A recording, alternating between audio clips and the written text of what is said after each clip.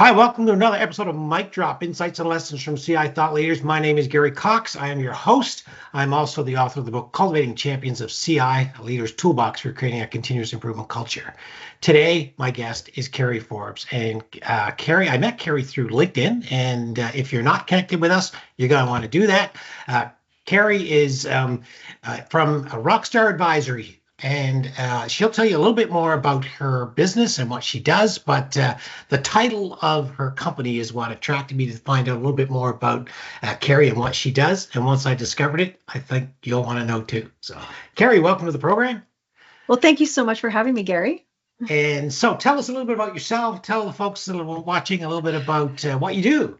All right. Well, just to close the intrigue, I'm not a rock star personally, but I try to help people become, I think, what I would call the rock star of whatever it is they're trying to do.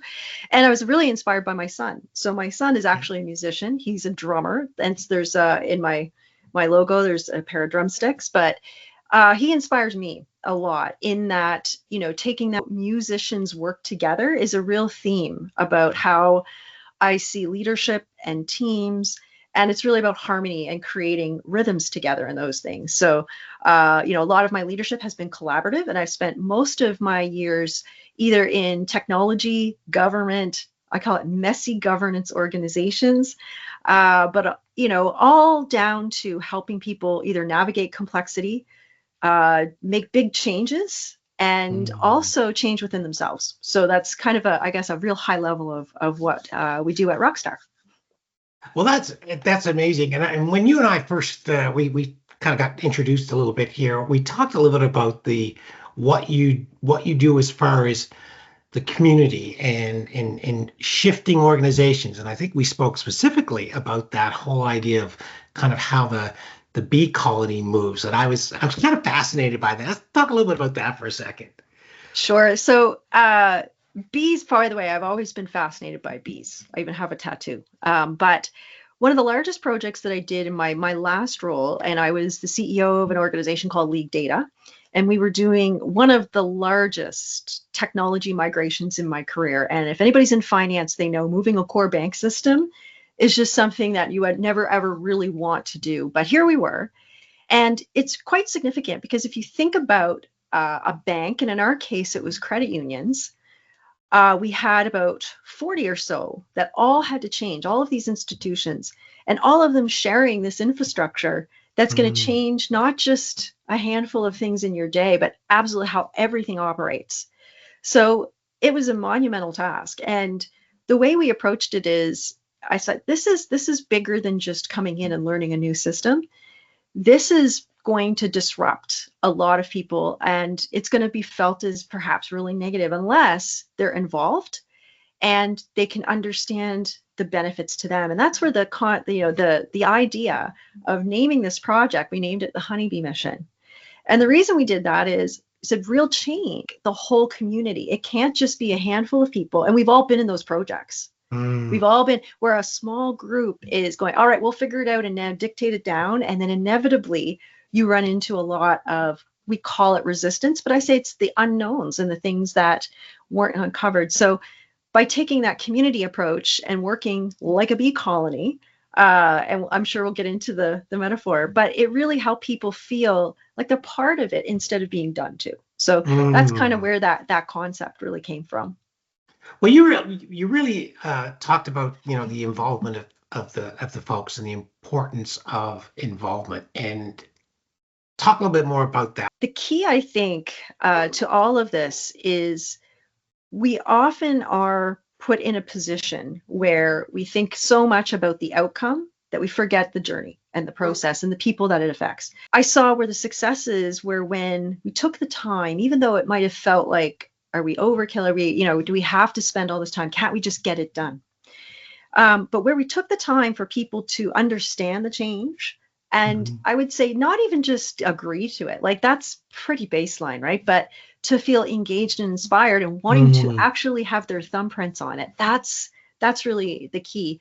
So in my mind, awareness and understanding and all those great things we learn in pro-sci training and ADCAR, they have their purpose.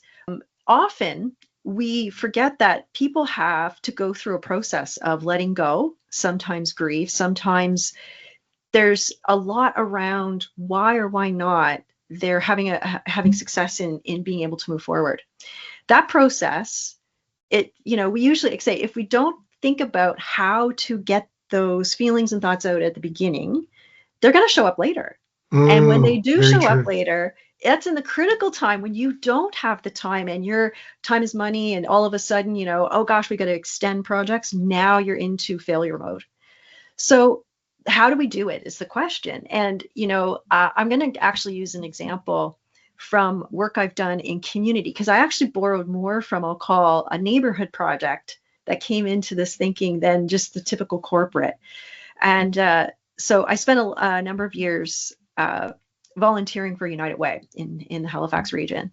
And we did projects to help build community. And, one of the things I learned, it was so fascinating and it just made so much sense. They said, when we go to work in community building, we don't go in to fix problems. Oh, and that's sort of our mindset. We all want to be problem solvers and fixers. But just like, maybe your partner, nobody wants to be fixed. We want to be heard and we want to be acknowledged. So what we learned was the first thing we do is we find all the leaders. And those leaders could be informal. They could be, they could be anybody. They could be a business owner, but the people that were passionate, your champions, right, about the community. And then we started off by, instead of going through what needs to be fixed, which by the way, gets really exhausting, and volunteers are going to I didn't sign up for this. I want to, it's just too much. We focused on the assets and the things that were going well. And when we started doing that work and realizing here's all the great things we're working with, it's like it builds this tank. And then the ideas for folks start to come up. And what's interesting in that flip is then the problems start to solve because that energy and the awareness of what works starts to shape the solution. Same in a big change project. Yeah. Have you read the book Switch by Dan Heath? I'm familiar with it, but I haven't read it fully. So it was really interesting because he highlights in that book the importance of highlighting the bright spot. Important to know that a lot of this is kind of trying to work with our own neuro patterns. When we're faced with change, we're wired for fear generally. And in the absence of understanding and communication, we will make things, we'll make associations, and they tend to be the worst case scenario. So that usually somebody who's got their hand up is signaling an emotion of fear or a concern. And that concern could be really important they might be a bellwether for many others. They might know something that others in the project aren't aware of that needs to be brought to light. So it's also, so, being able to work with that, but then we have to counter all that fear with, let's remember we've done this before, which in the honeybee project, that was one of the things. This was huge, but we went back into our past and said, look, we've been innovators many, many times. And some people, that collective memory, well, let's talk about what were the things that we did. And, sometimes that's part of that leadership component of strength and I go, there's where the bee model. So you do need the queen to be that, we're going to take you where we are, but it can't just be the one individual. It has to be a collective that's organized. And that's what's also really interesting about bee colonies is they're highly organized. It's not an accident.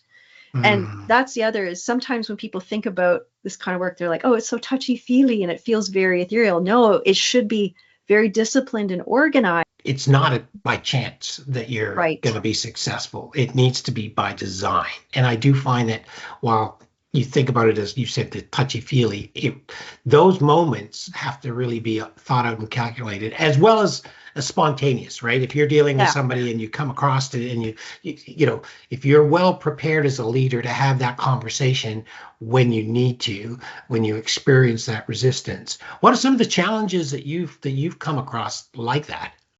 If you're enjoying this episode of Mic Drop Insights and Lessons from CI Thought Leaders, be sure to like, subscribe, add your comments. We'd love to hear them. One of the biggest challenges is I see this, and I dealing with these kinds of it sounds all exciting when we're talking about it. We're going to do all this. But when humans are working together and working through change, the people are the hard part. They really, really are. And all sorts of, things can come up. Leaders may lack some of the skills to have those conversations.